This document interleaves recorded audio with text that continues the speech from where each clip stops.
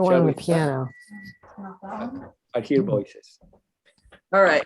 So if as in all our other talks or whatever, just mute yourself if there's background noise or whatever. But this is a session for everybody to ask what they need to ask. So yes, and sometimes, since we are not going to go very much into the vlog at all, except if I need to go to that phrase, we can have a conversation too.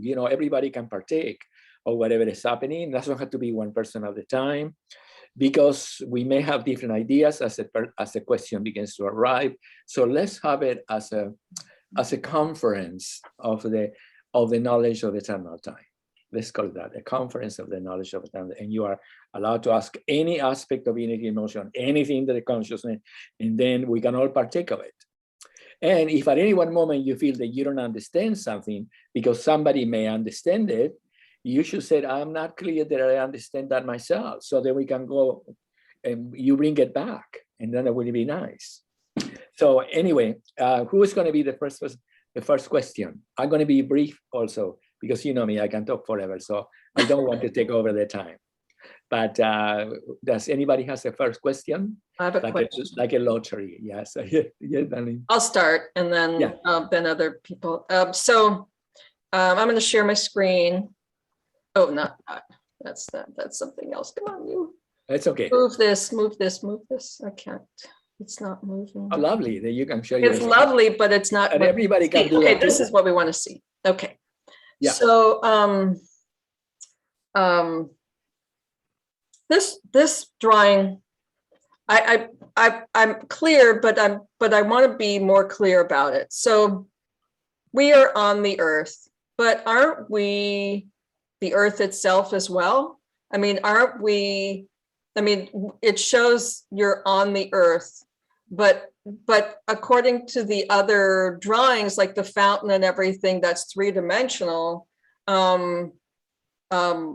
Aren't we also the structure of the earth? Or, is that because we're not differentiated, right?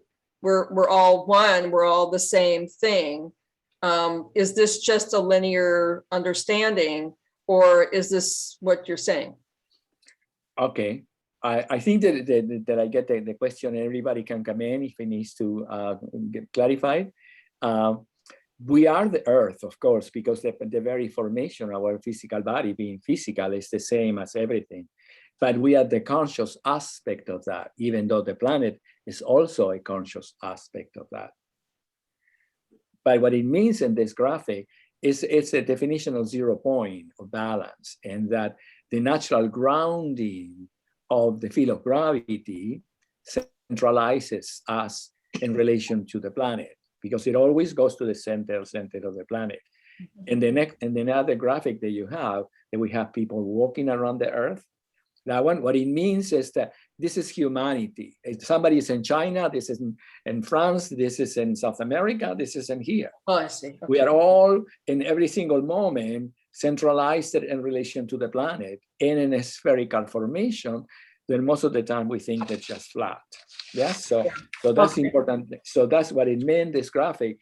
And I'm sorry that I put the same person, but I could have put people. No, I wanted to be clear. Yeah, absolutely. With that understanding, because when I'm walking, Yes. I go between the idea of being in equilibrium and being connected with gravity as I'm walking, but and then there's the weightless aspect of the earth.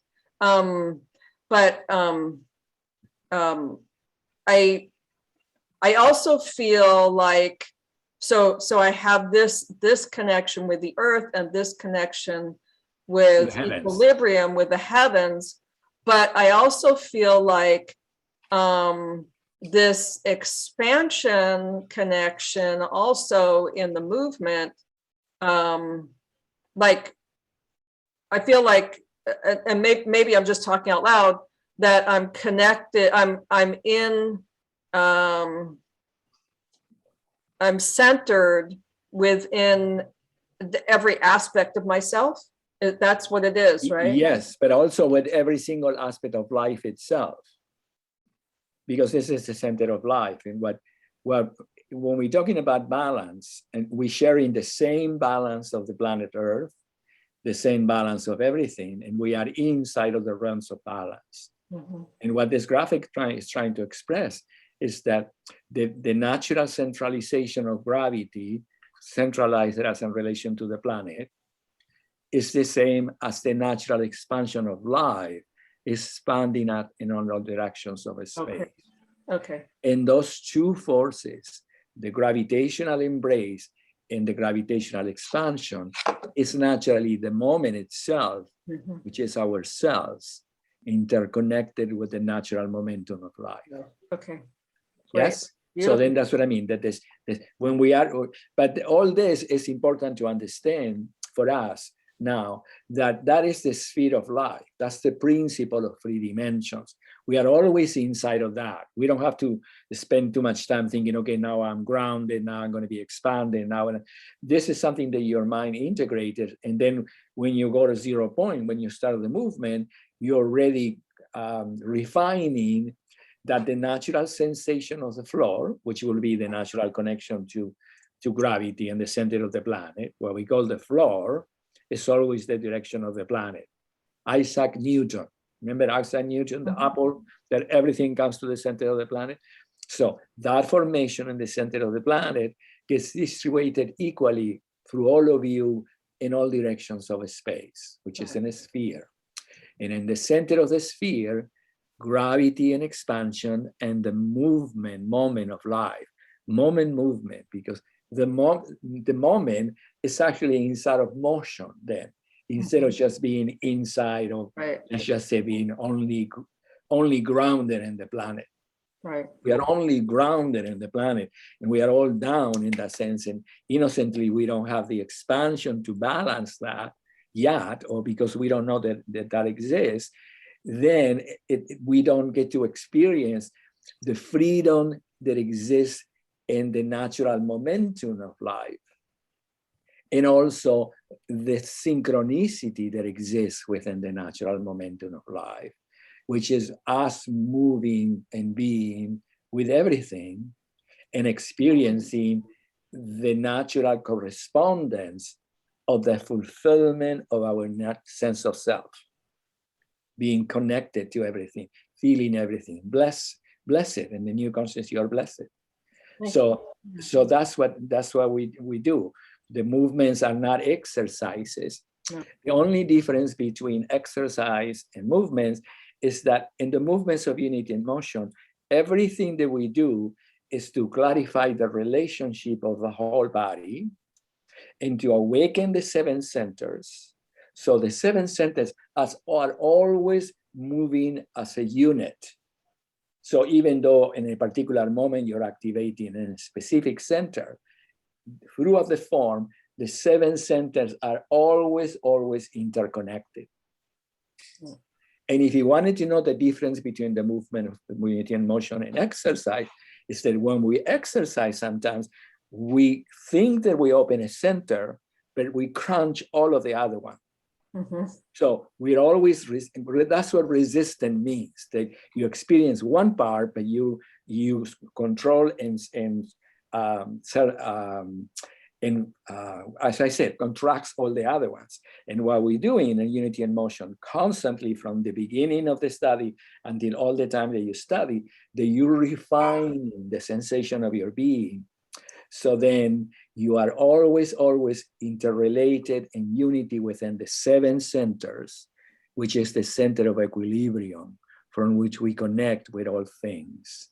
The center of equilibrium means that the highest center, which is it's difficult to use the word highest because we don't want it to mean that it's more than the lowest, but the highest center is one of the same as the lowest, because the lowest center is interconnected at the center of the planet, the sun, the solar system, all of it together as unity and motion. And then the 7 centers within our being are all expressions of consciousness, energy, and form that allow us to experience and to not only to experience and to know that, but also to understand it. So we are totally conscious of what that means. The bigger gift of balance is that we can understand the reality of being conscious with universal balance. Because once you're conscious with universal balance, it means that you will never lose it. You are the consciousness itself.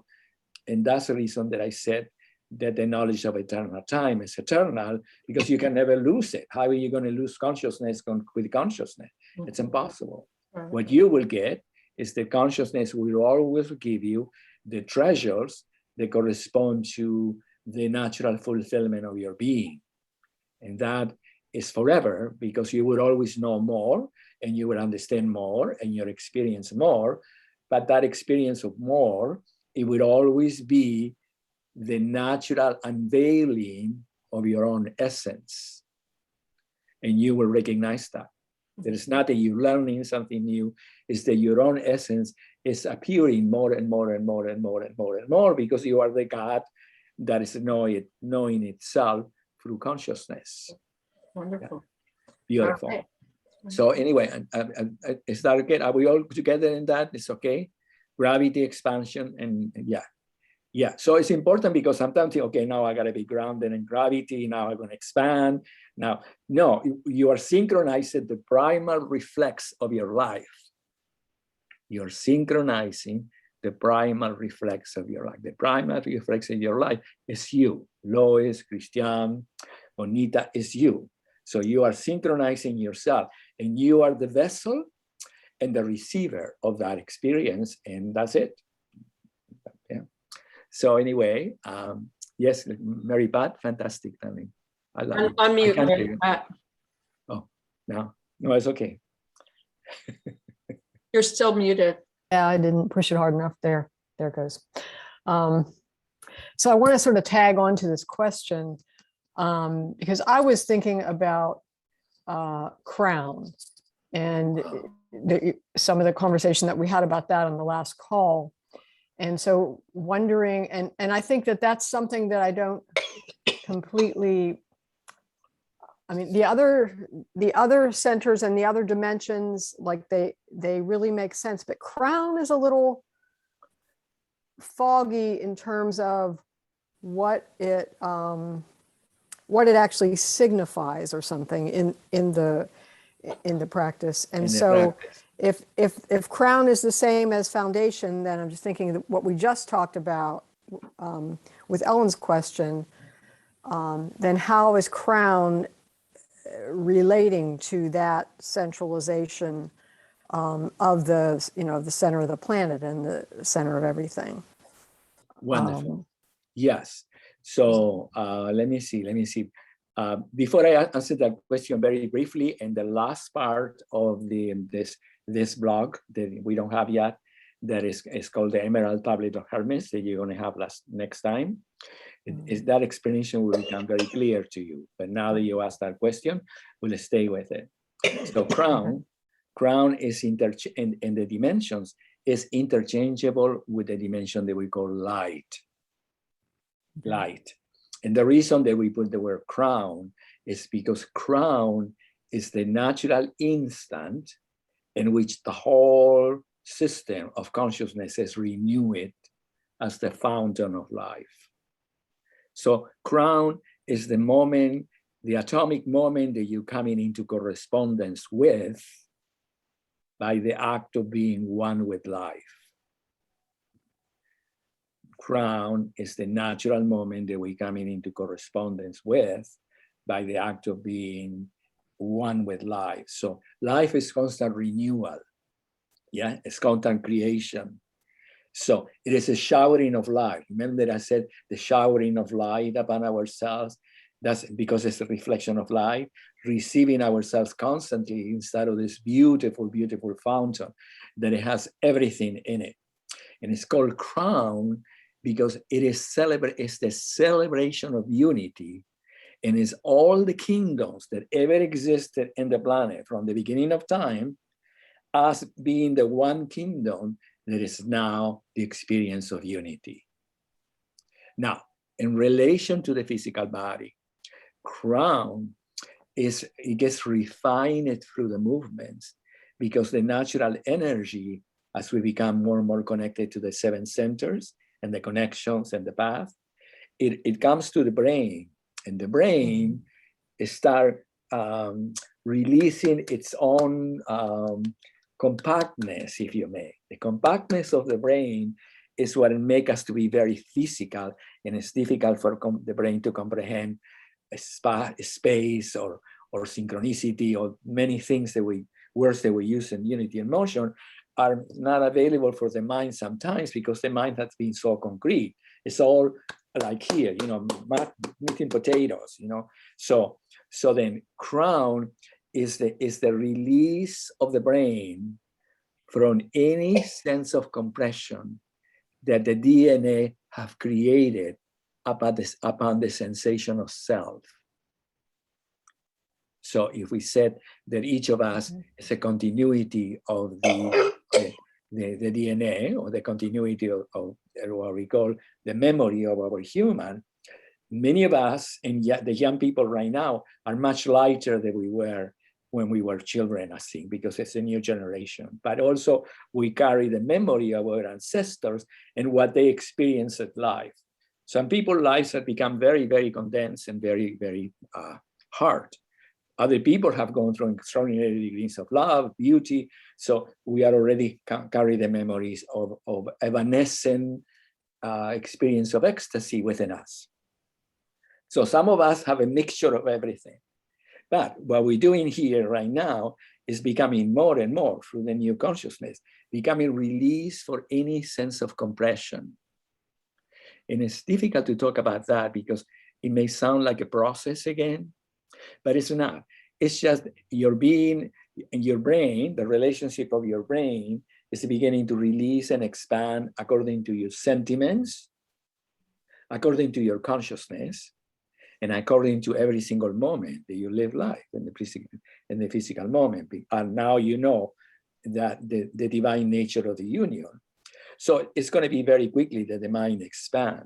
In the beginning, what the mind expand into crown can give you many sensations. Sometimes the solar plexus, we talk about it, you become nauseous, but it will disappear.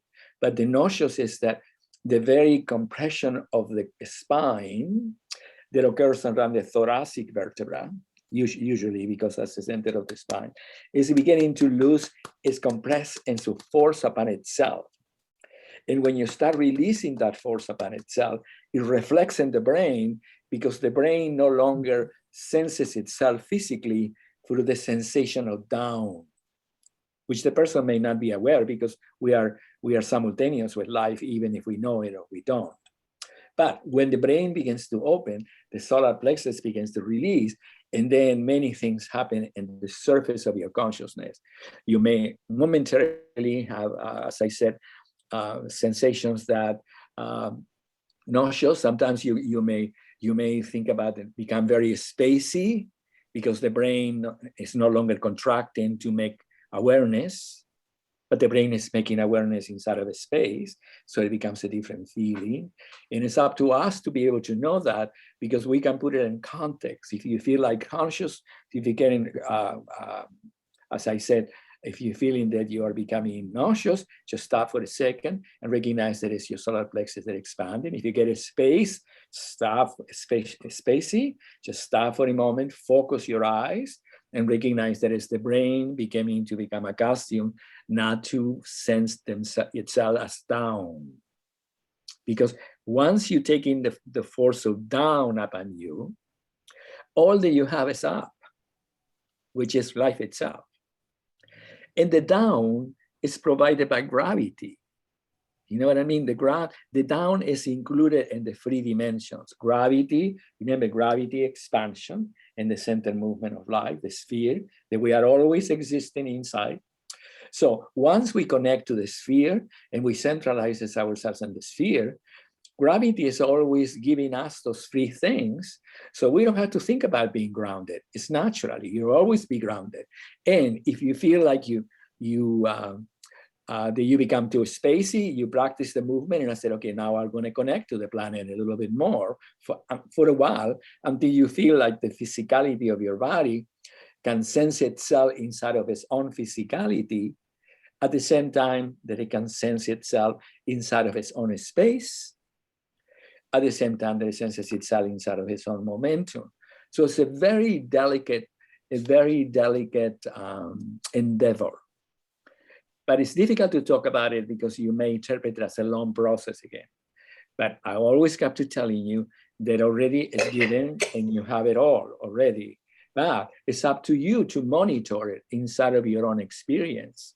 Yeah, you have to be wise, as you can just to know that you're changing a system of thought, feeling, and action that existed within your being, that it has been forever inside of the physical realms, as if being separated from the universal. We always lived in the chicken coop, so to speak, you know, right here in the ground. So now we're living in the whole world, the whole universe. So it takes a while for the nervous system to be connected. But you understand that that's what you're doing. When you practice unity in motion, you begin in 0 point and you do the motion and you're connecting through consciousness, and whatever comes to your mind, you're connecting with the whole of you, and you're always refining the connections and the path of balance. And with the connections and the path of balance become united, you're always refining them, your relationship to the sphere, because you're always in the sphere, either in the higher center, which is extension of heaven, or in the lower center, which will be foundation, or in the last one, which is 0 point deity, which is the only place in unity and motion that you like an accordion, you go inside of all of the vertebrae of your spinal column, and you are what it will be folded in the moment of union, in which you are all of it. You are, if you want to put it that way, totally earthy and totally heavenly at the same time that you are. That's the reason it's called deity. Yeah, the deity was the part of ourselves that it got reflected in all the statues, which is a remembrance of the place that we are right now. So all the deities are now out. You know, they are all with us, coming out. So they are finally fulfilled. So anyway, Mary Pat, did I answer that question or a little bit? Did you? Any other yeah, I think so. I mean, it's more information. I'm sorry? That was good information to have. That's a good information. Yeah. I think that there's just a lot of different ways to talk about crown, it seems. So. Oh, yes. So it's just like, you know, different things come up at different times. You can put it in three places. Would you like me to tell you briefly the 3 places? One, in which is the physical form, the physical planet Earth existence of human. Crown and the physical form and existence of human is that we get to be with the realms of nature and beauty and love and harmony and love each other and be in the futuristic moment. That's a human. Mm-hmm. Then in the realms of love, which is the refinement of the primal sensation of your being, we get to be with the higher realms, because higher is not the word again. We get to in a more refined state, because love becomes the connection not only to other people, but the connection to every single object energetically. Yeah, that would be the second one. Love becomes an energetic connection to all things. Like the Garden of Eden, now the Garden of Eden, we're connected to, that's love. And then the third one is the greatest intellect that we are, in which we are already inside of a universal conceptual world that always existing within the moment, but we're just beginning to develop, because it will always have been very sort of in a very little containment. So those are the 3 interpretations of crown. One which is human, which is beautiful, the experience and the magical nature of all things. One which is love, you know, the energetic, which is the relationship to love to all things, which is God-like, because God is love and love all things.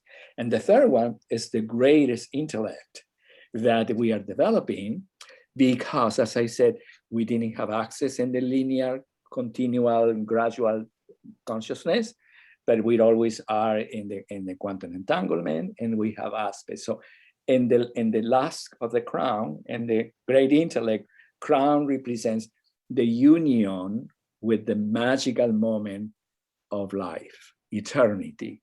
It's a big, big, big, big, big thing, but also very simple. Yeah, but you know that's what it is. And the second one, love is all there is. All there is love, is divine, because you get to be with everything and you get to experience yourself completely with love. And the third one, in the physical world, you get to be in the greatest amusement park that you could ever imagine. Amusement park is a perfect way to say life in the planet. Yeah. Amusement park, but not in the sense of scary things, but everything are rides of beauty, you know?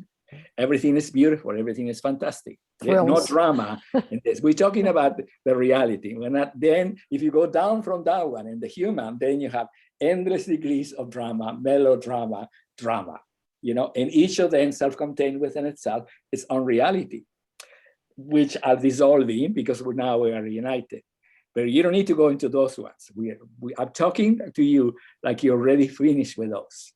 Yeah, you're not going to give any space to the drama because it's a waste of time, and you create more confusion to yourself. It becomes a lot stressful to yourself, and you make everybody else very confused. Everybody needs to be in clarity now. They don't need drama, yeah, because drama represents that there is a confusion. Yeah, okay. So that's a little bit more clear.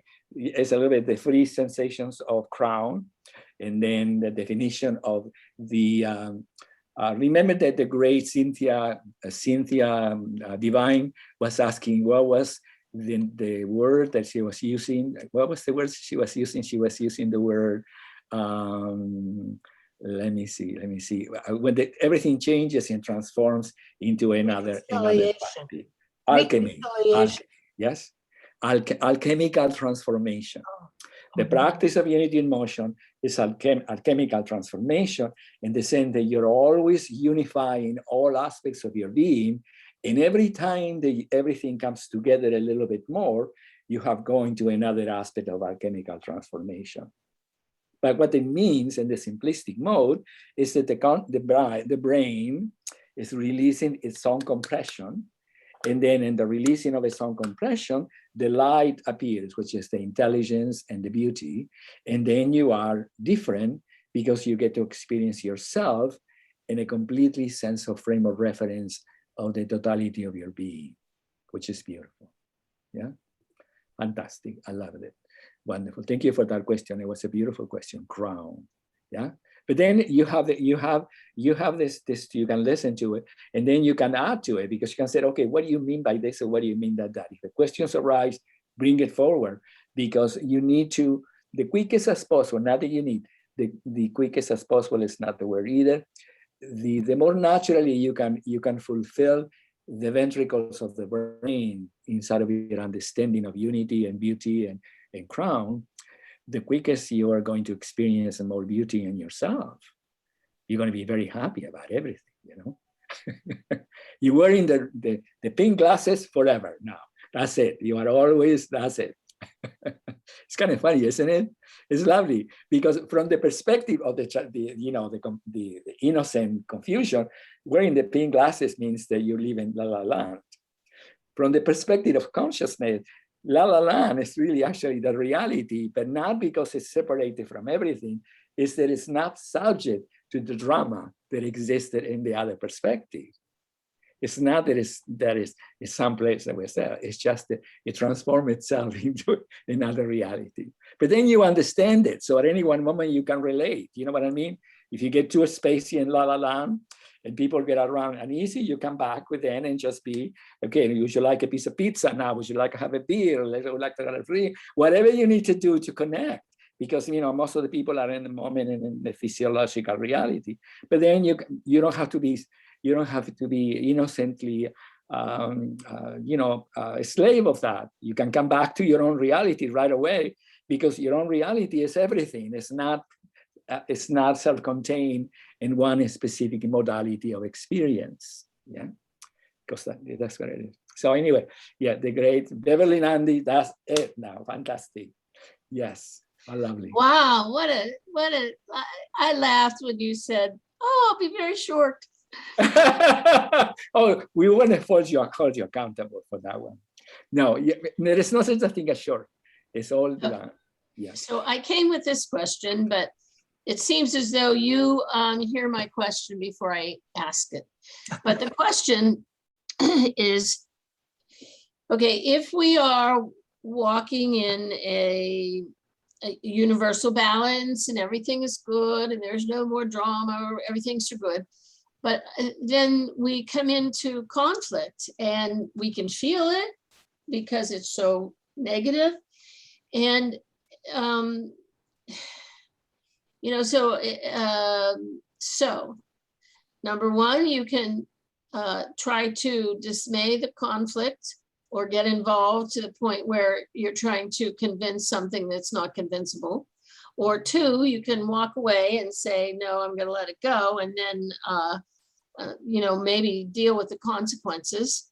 You know, I'm having a problem with my neighbor, and I was in bliss when they were not home. They were out of town for 2 weeks, and I thought this is the way life should be, and now they're back. So my son said, if you report them and make a deal, then you're going to have to go through all this conflict. If you don't, then you decide to live with it. And I'm having a hard time living with it. So it's like, and I know that I was walking in a very peaceful, very unified, very much balanced. Yes. And loving. So what will I do? What do we do? I mean, are you supposed to just walk around airy-fairy and like, you know? Oh, no, I think, no, I don't know. I think that I can tell you from my personal experience. I'm going to give you a short story. I live in this apartment, in this house for 32 years. And a few years ago, the person downstairs moved, and I asked the other man that is a friend of Carolina and I, to see if he would like to move here, because he was it is a very lovely man. I said, that would be fantastic, because both of us are quiet and really going to have a wonderful time. You know, it will be great.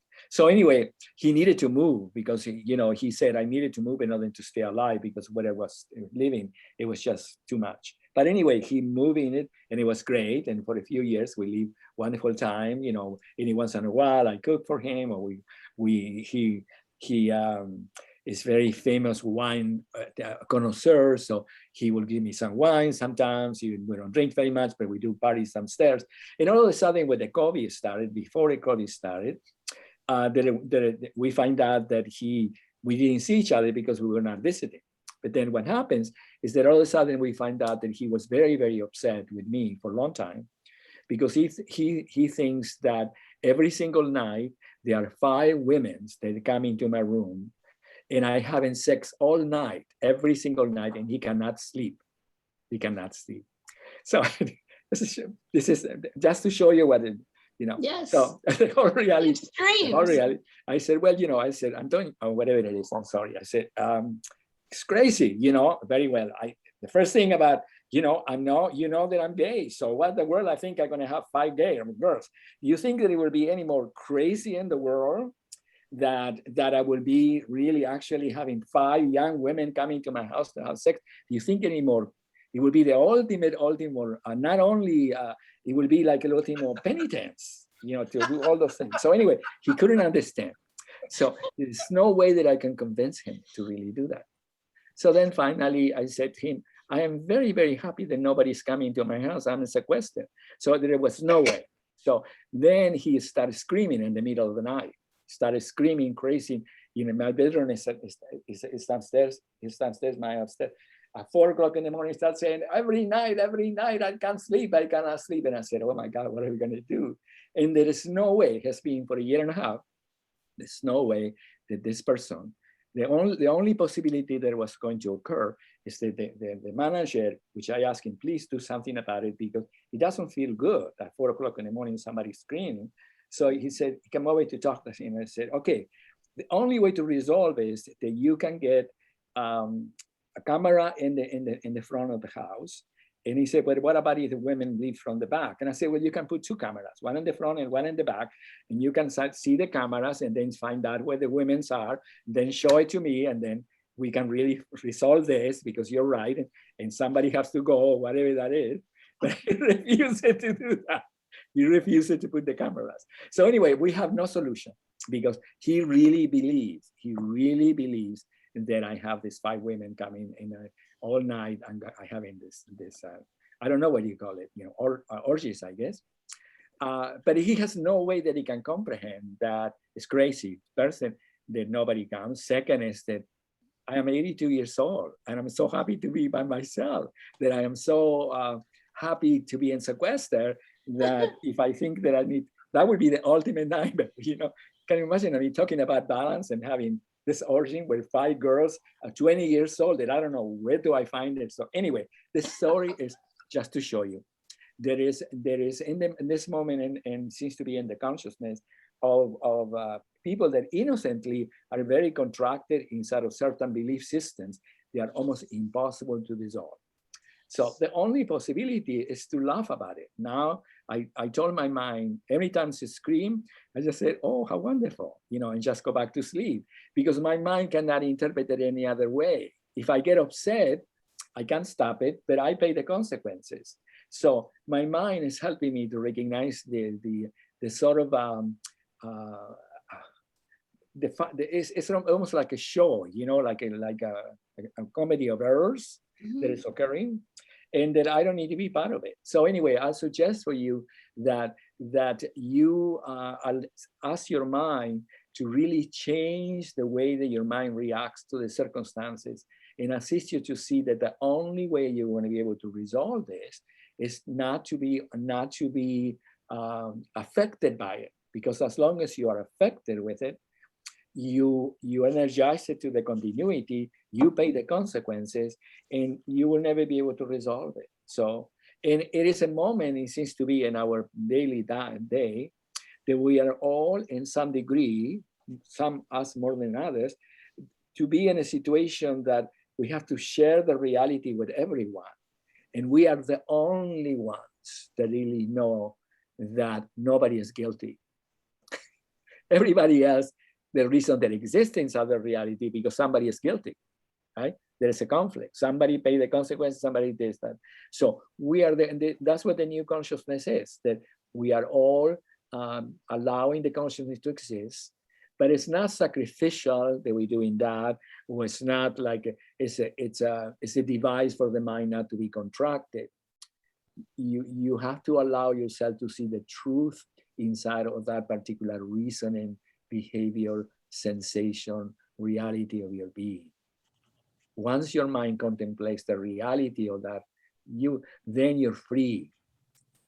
So therefore, it's almost like you get to be with all the worlds together. You get to be the God that finally is with all of his creation, and he doesn't judge, and he sees sometimes the sadness of it, sometimes the madness of it, sometimes the comedy of it, but you're always resolving everything, because you know that it's transforming inside of its own whatever formation to be able to land in life and be able to be in the garden and become so in love with the moment and the reality itself that everything else that it was ruling the mind dissolves itself into a new reality, which is inevitable. That's what's going to happen, because we're already inside of it. So everyone, from whatever degree, no matter what it is, they are dissolving into it. But we don't need to be the ones waiting for them to resolve. You don't need to be that. You can be in the presence of the already completed release. That's the most important thing, because the moment of life and the reality itself, it does not look backwards to see where people are. It is the continuity of the unfolding of its own perfection. So it is different. So when your mind starts really witnessing and find out where people are, you have to say, no, in reality, they are already dissolving. I don't need to be there. Just go in the moment, come back to the present moment, and come back to the moment while they guide you. Do not spend time in the observance of how they're doing, because the observance will recreate the problem. because you're innocently are going back to the chicken coop to figure it out if the chickens have put the eggs. Instead of just going and get the eggs and have a wonderful omelette, you have to really, So anyway, I'm kidding you, but you know what I mean. I think that's wonderful. So I'm not going to react. No, yeah. And but my problem, I now know, I see, is that when something would be happening, I was like on the lady on Bewitched, that's real nebby and she has to see everything, that was me. So I would hear this and I'd go, oh, what now? And then I'd run to the window and say, oh, look at that. And it was, more than entertaining. And so I was engaging with all this chaos through the summer. And so my daughter got me a sound machine kind of thing. It's something to clear the air in the room. Beautiful. So we put that on, we put this down, and so I am going to, how do I think not mean? Like, it's well, it is a part of ourselves that exists as a natural reaction, because the evolutionary consciousness that we have evolved inside of survival is that we all have this reflex that if something happens, immediately go, we don't even know that we're doing it. So what happens is that all those triggered reflexes are part of ourselves, even though we think they're occurring through someone else. But we're getting free from it as we're learning not to react inside of that reflex and mirror that reflex again without realizing that we are releasing that reflex instead of mirroring it back. So we are getting rid of all that. That's not the right way of saying it. We are transmuting that by knowing. You have to, that's what the knowledge of eternal time is so important, because once your mind understands what that is, it's not a place that you devise to go there to feel better. It's that you understand that the nature of your mind, the nature of your feeling, and the nature of the experience of the moment already lives in a reality that it is not inside of that particular conflict. And that's it. And you understand why, because the only way you're going to change the conflict is not through the conflict. The only way you're going to change it is through the reinstatement of the harmony that correspond to the reality itself. I like that. Chris, you have said, and also in your most recent talk, something that was really important, which was that we create, we're in the creation of the moment, and being in the creation of that moment, we can state how we want that to be, and we can be with our heart in that wholeness. Yes. And it's amazing how reality actually, and you said it's synchronistic. Yeah. So that it's not like, it's a given. It's a given, as you said. So yes, yeah, this is very important, that we are the creators of everything. Yeah. So you can do two things with it, and I want you to contemplate them because it will be very helpful. We are the creator of everything. So you know that if all of a sudden something becomes, disrupted, you can just bring to the moment harmony, and you can envision that everything that will happen will be perfect because you live inside of that realm. So it's no reason to perceive that will not occur. If it does any reason occur, you are the settler of the harmony. Yeah, that would be like the second thing. The first thing that you know, that's the way you live, you will be the. Now, the third one is that the reality of crown, as it comes into existence within the moment of life, is always perfect. So it would always bring to you a total understanding, a feeling, and experience of the magic itself. So one is that you design it because you understand all the things that they are beautiful. The second one is that as you design it, you put it into contents, or you equalize it if it needs to. And the third one is that you understand that the reality itself, as it shows up, is always a divine reality that is going to embrace you. So, because the intellect, the part of the intellect that we're connecting to each other, when we say the movement of life and the fountain of life and so forth, we're creating images about energy and something that occurs within the moment of life itself, right? Something that occurs within the moment of life itself. But all this is a conceptual expression of the reality itself. All words are conceptual expressions. They're trying to explain something that in reality is occurring.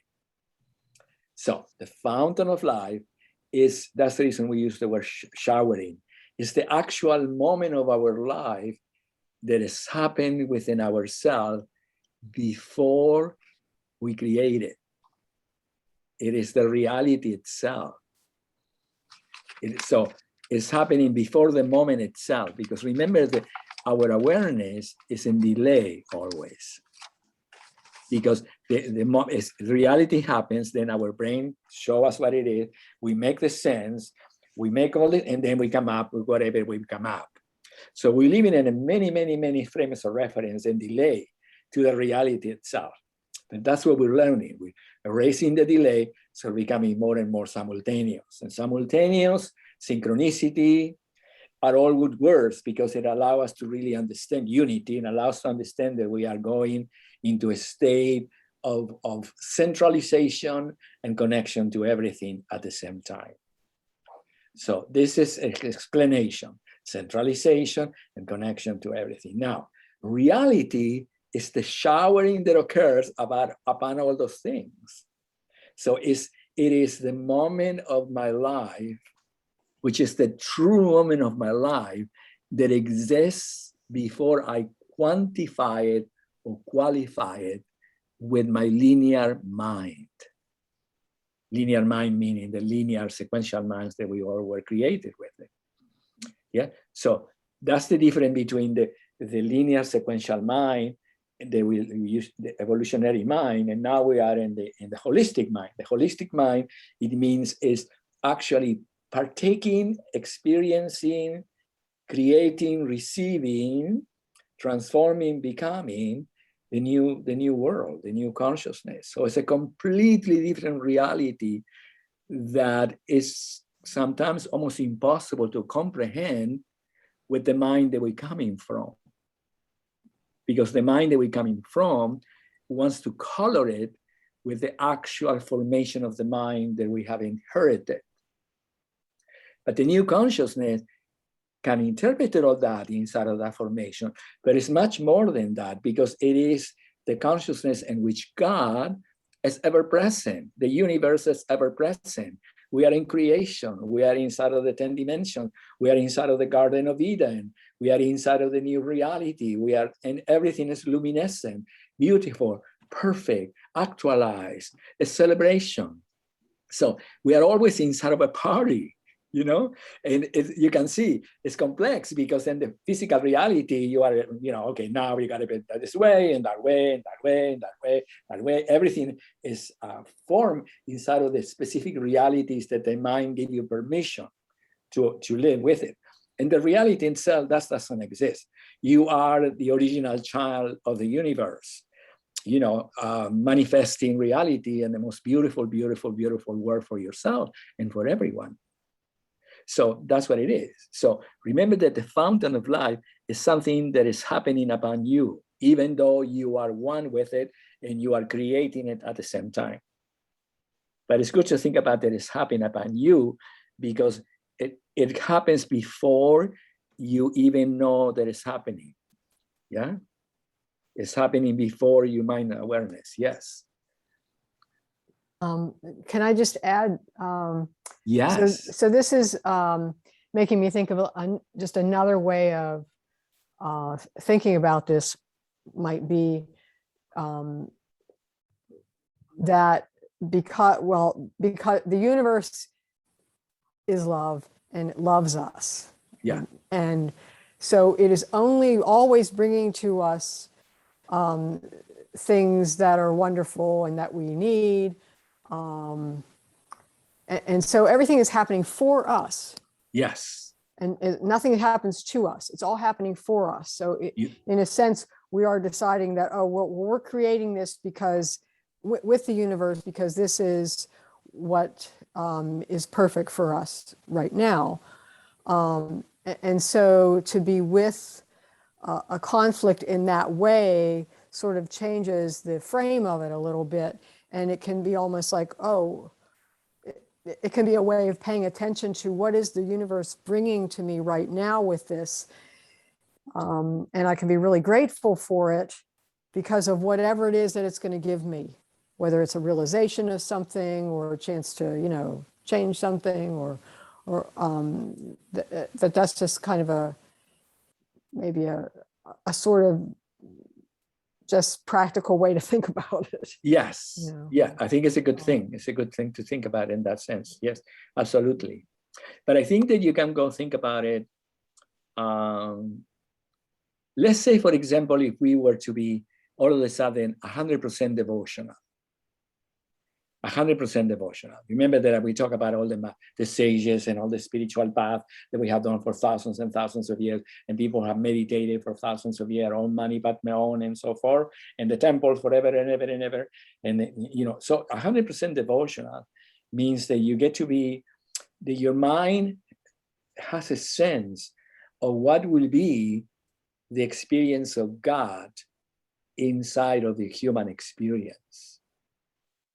So that will be another possibility to you to start realizing that what is coming and what you're receiving is a much larger gift than the one that you think you deserved.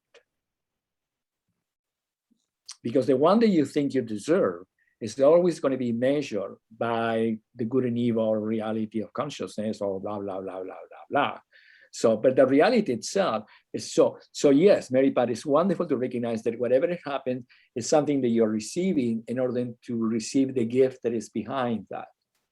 But also recognize that you're learning to be more and more and more, and that's the permission of the mind, to be with that which is already inside of the realms of perfection as it occurs as a universal reality in which we are supported, suspended, embraced by God itself. So God is really actually the reality of our human life. Not the one that is going to give us this or that, but the reality of our human life.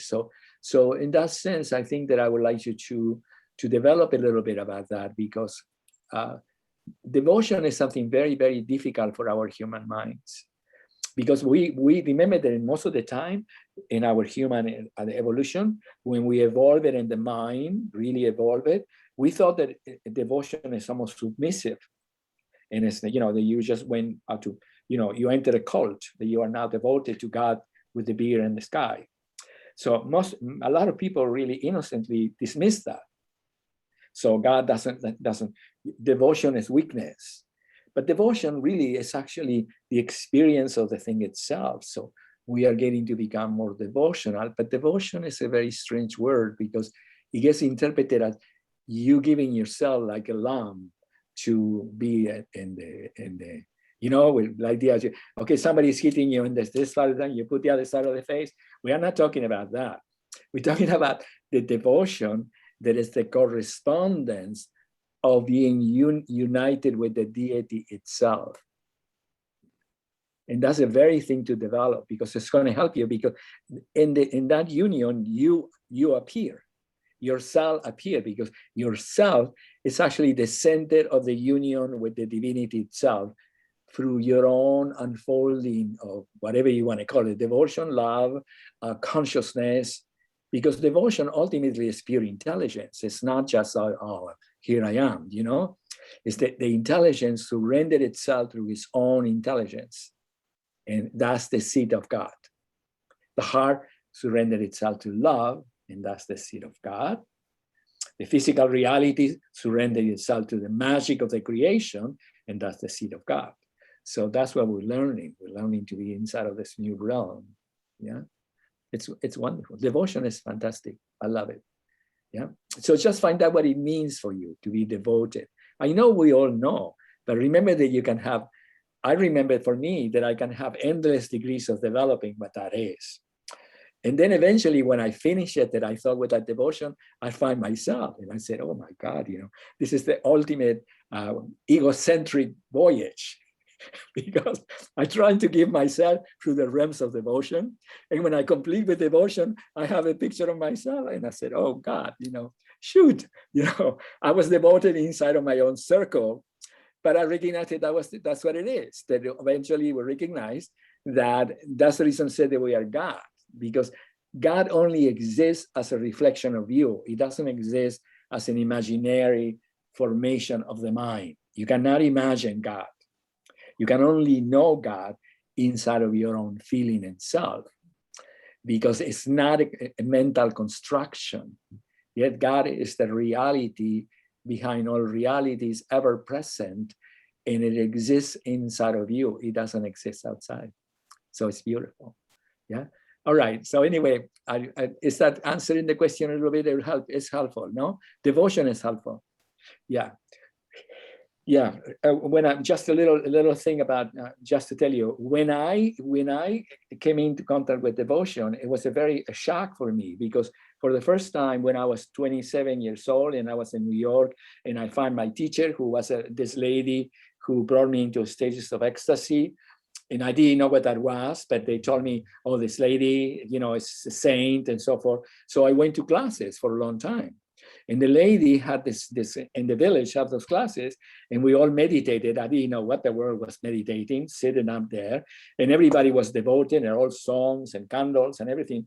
And I couldn't open my mouth. I couldn't sing. I couldn't do anything, because in my consciousness, devotion was a form of weakness. I couldn't. I thought that it was like something that it was like non-existent as a reality of my sense of self. So it took like 6 or 7 months before all of a sudden I opened my mouth and started singing. And then I was surprised, because something happens inside of me that I was be able to get out. But before that, I couldn't. So I recognize how difficult it is for many people, because we think that devotion is a form of weakness in which we gave ourselves to the spirit or to religion or to beliefs that they're not really human in relation to the clear intellect of the mind itself. Because the mind, it's just intellect, it's like physicists, like intellect, consciousness, and so forth. It only wants to really be in the known aspect of the proven reality.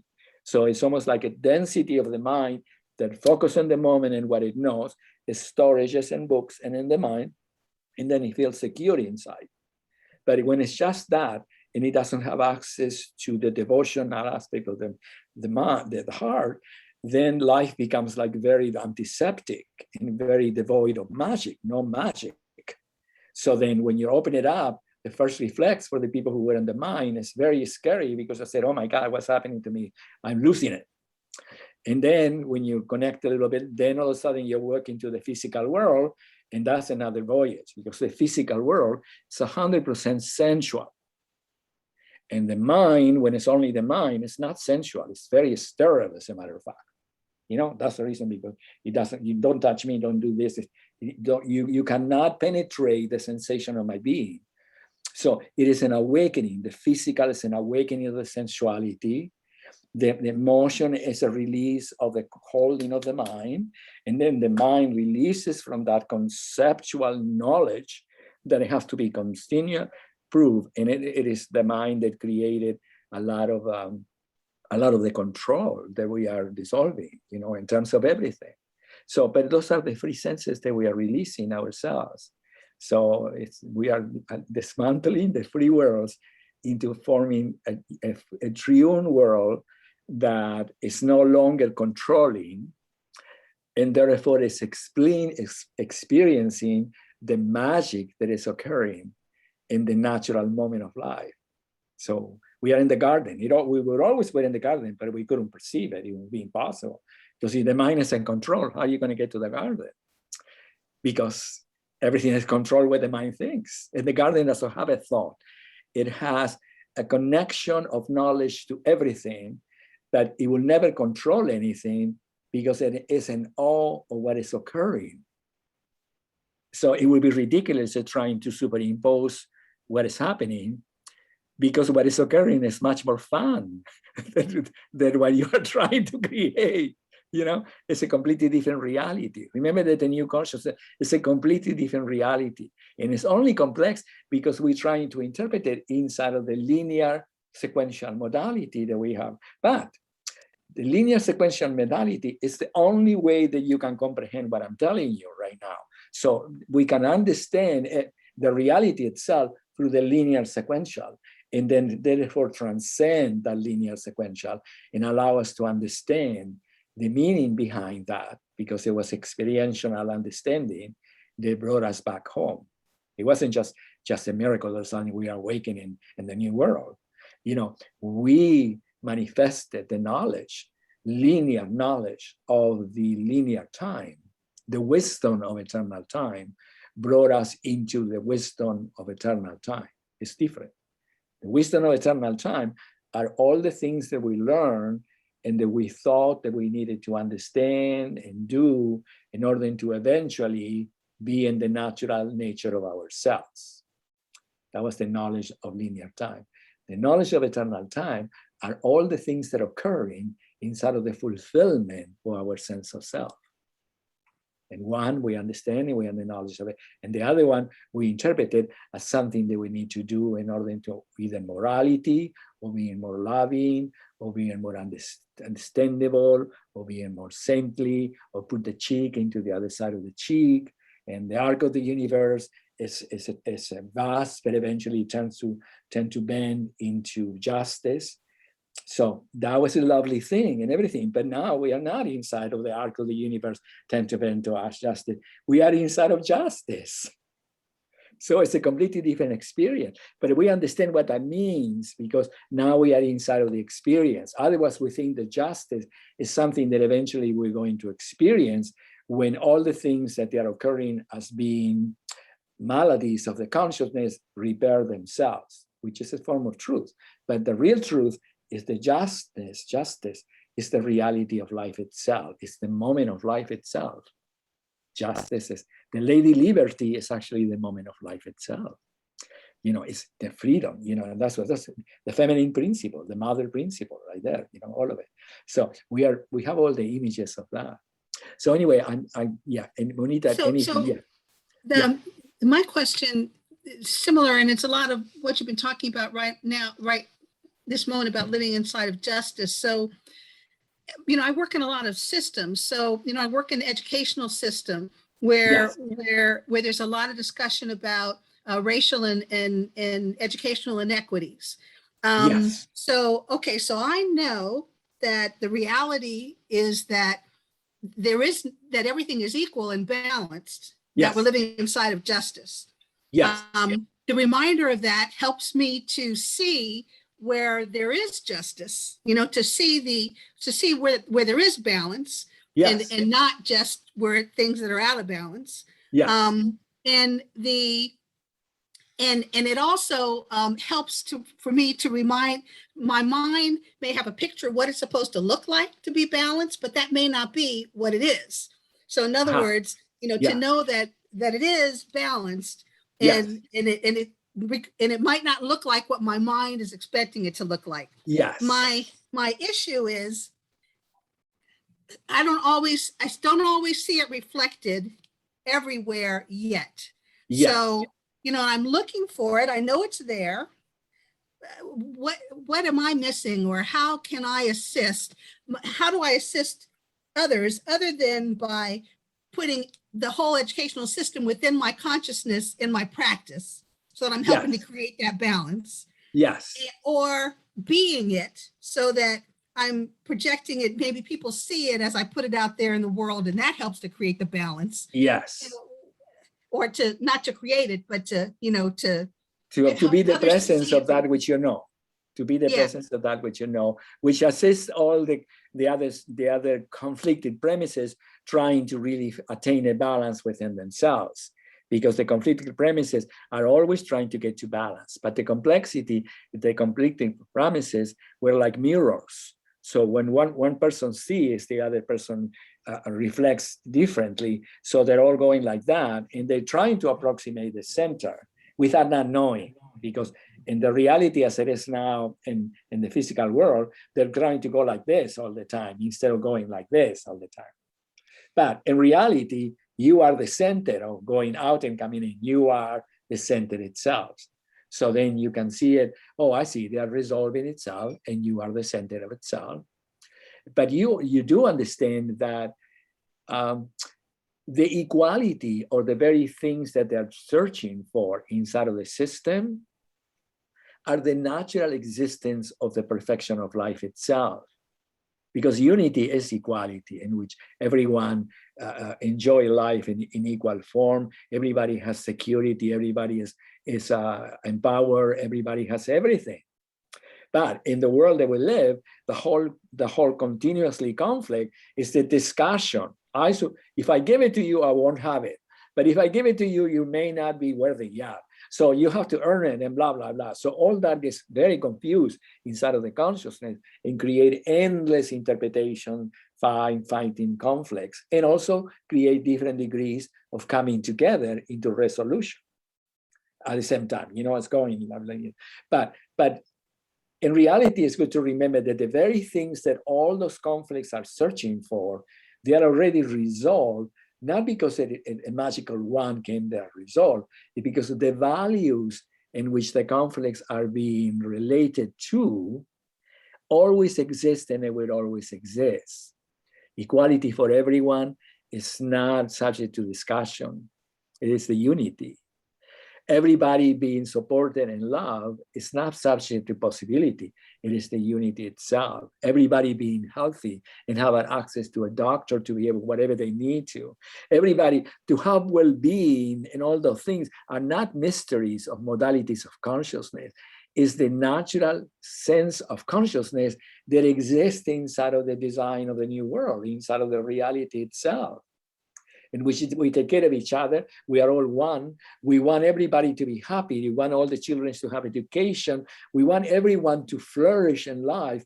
So then we no longer are fighting or innocently confusing between each other. So we have more access to the light, natural light, that brings within itself naturally all the resolution and all the natural inventions and all the natural experiences and all the things that they are waiting, because they're already here, but they're waiting to be perceived, because the conflict is still going like weirdly inside of its own projection. So then, therefore, there is three possibilities for you, three possibilities, and you have the three of them. One, to recognize that there is going on. Third, to recognize that it is natural for you in your presence to find harmony in whatever way you can bring to it, because that's your function.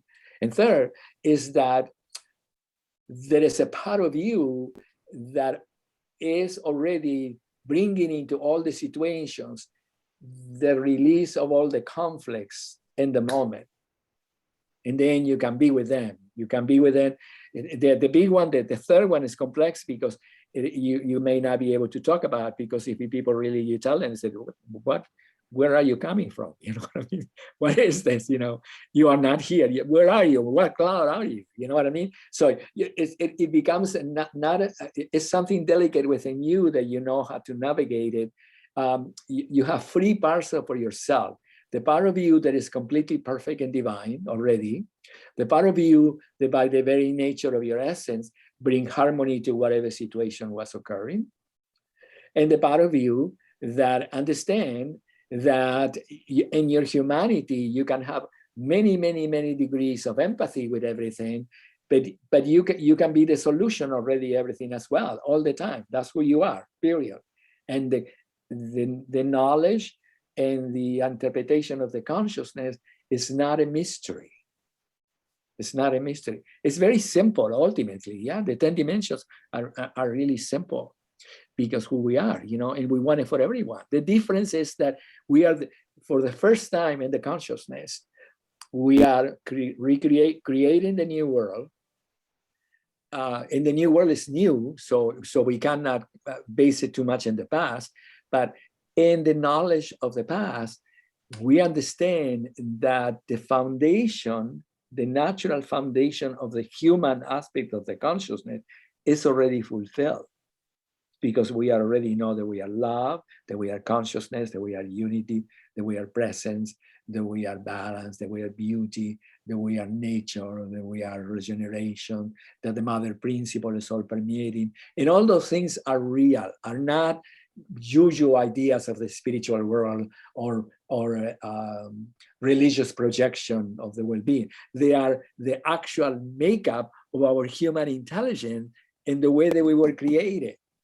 We were created with all these things. But in the past, it was difficult because we were so bombarded with everything that we only have pieces of the puzzle. So sometimes we were giving and very good. Sometimes we just behave like we want to create destruction about everything. We want to burn everything out. And in other times, you know what I mean? Whenever we thought in the past that we could not get what we want, we wanted to destroy everything. And it was a natural thing of the consciousness and being in pain. This is the only time that the idea of destruction has no reality, because all there is creation. How are you going to destruct something when all there is creation? So you're free from all that. Yeah, beautiful. It's absolutely beautiful. So I don't know, Darlene, that is answer the question a little bit. Yeah, remember Yes, that it's very delicate for you, Bonita, because you have an extraordinary intelligence, and your intelligence already come with the imprinted understanding that you want it to be helpful always. That's who you are. Not even something because it's good, blah, blah, blah. That's who you are. So that's what you constantly do. And that's everywhere you go, you're helpful. But also what you recognize right now, that apart from being helpful, you are the experience of the creation of the new world that assists everything to come into place, even if the parts that they are engaged in the dance don't know that that is occurring. So there is a part of you that is already fully expanded, at the same time that is fully loving, and it's a part of you that is fully human in the sense that it's participating of the event as it's taking place. Yeah, and in the physical world, we are in the chicken coop sometimes. Yeah, and then in the emotional world, we are the change of everything, because we understand that our presence changes all things. And then in the world, the real world that we are in it, we are already left behind all that, but we are actually already in the new one. But part of ourselves is just saying, okay, you know, let's go, let's get out of it, you know, that's it. Let's stay with it. Yeah. So it's a big deal to navigate the new consciousness. It's not just like you're a recipient and it's happening to you. You are the master of it, but not a master that you're going to get remunerations of, not because it's not based on cause and effect anymore.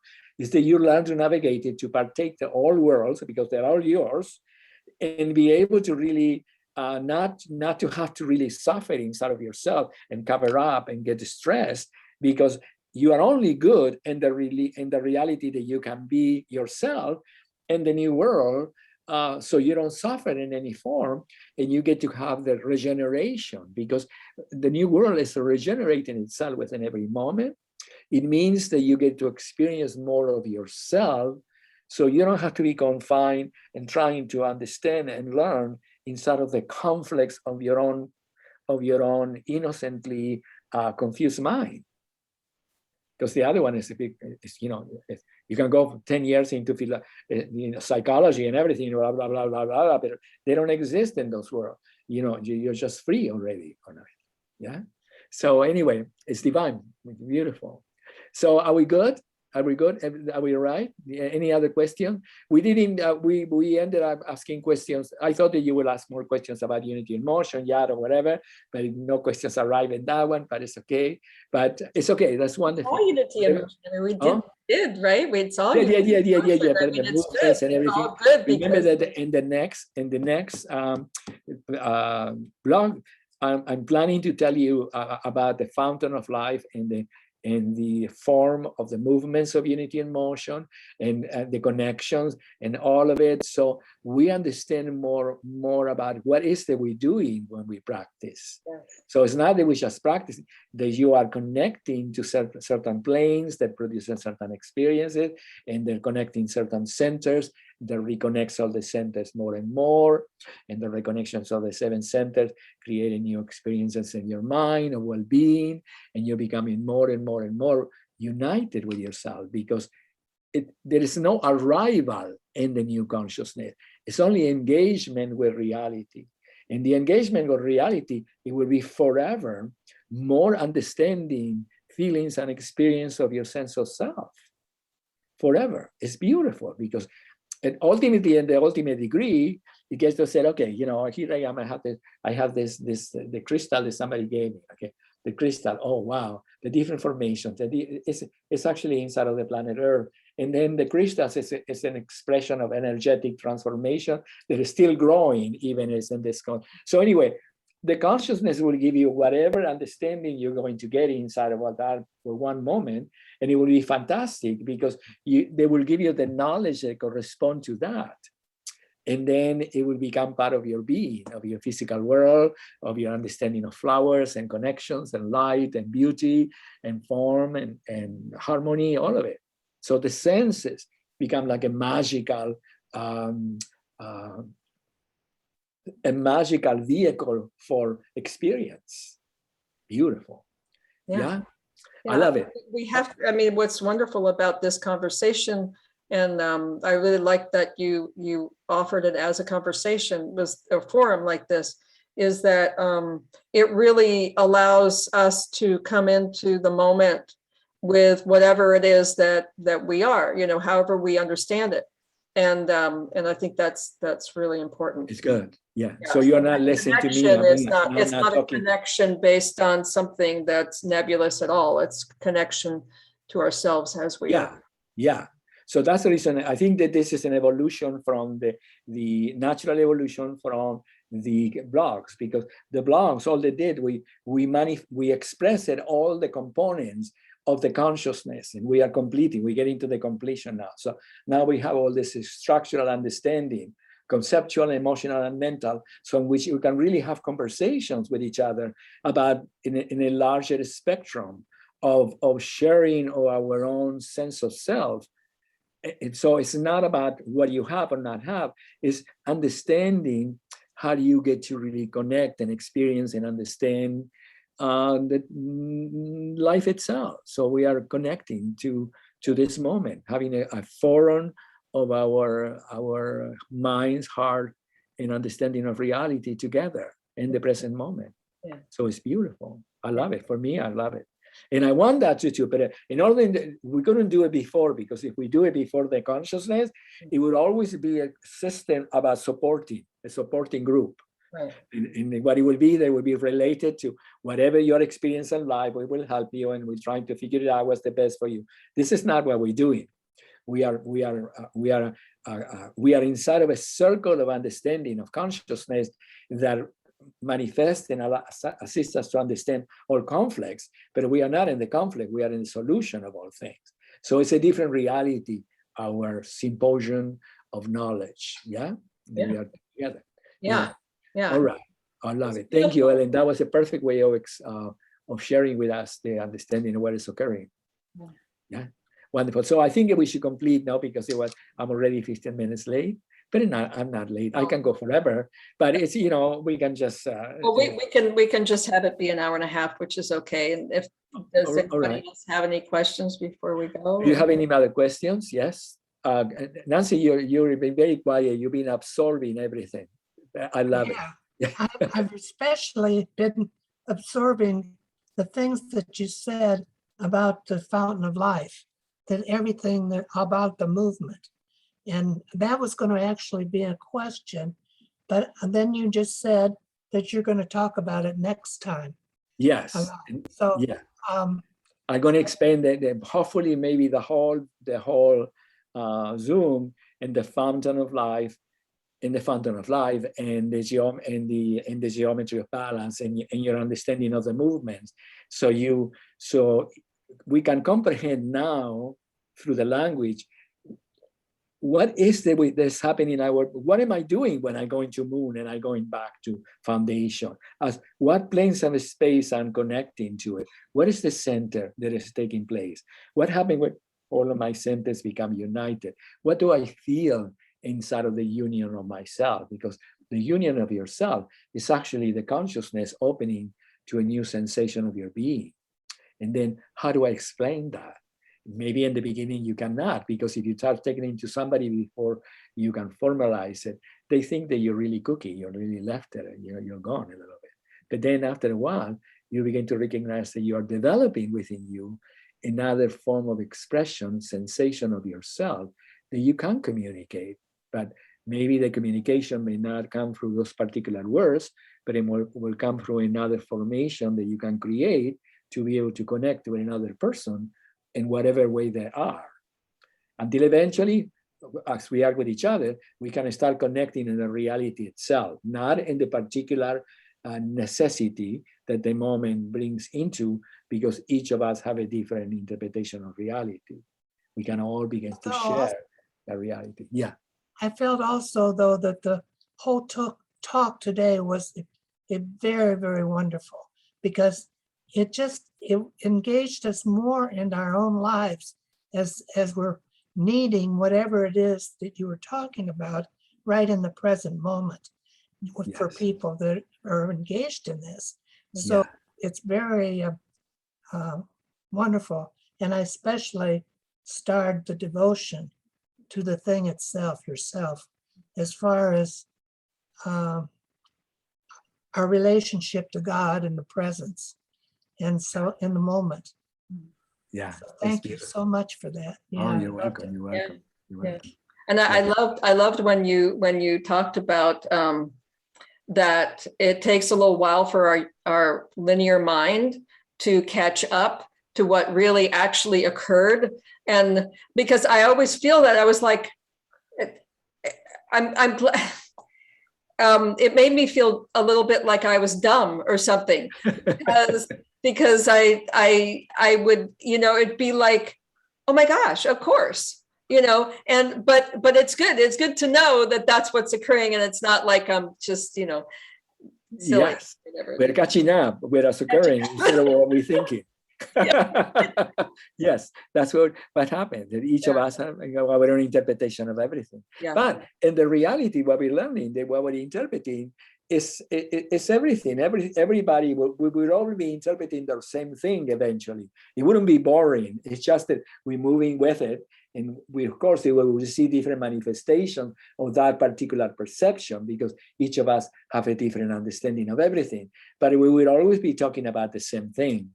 And that would be a treasure then, because we will get to experience, we will to talk about what we are experiencing, discovering, and realizing as ourselves, instead of telling the story of what had happened.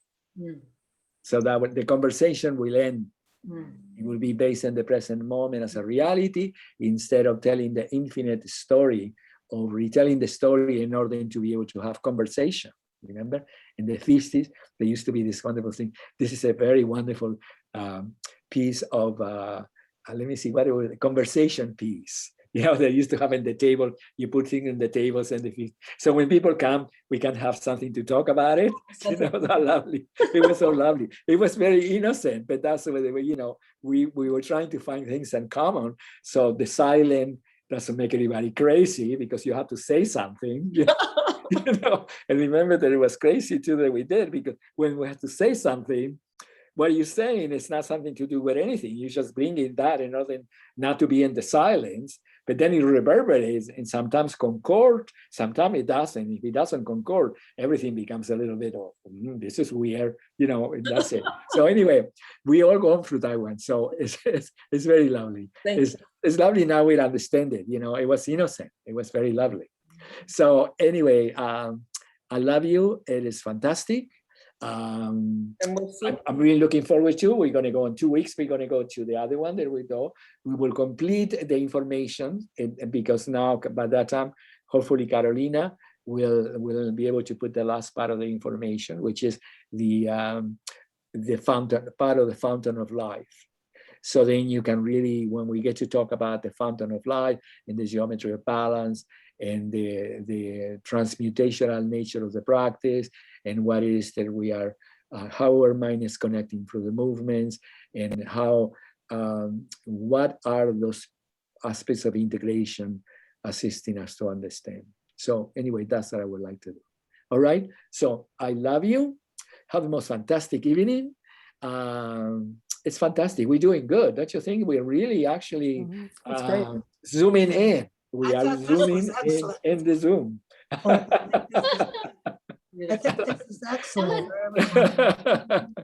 So have fun, okay? Ciao, ciao. Thank Thank you. you. It's Thank difficult to you. say goodnight.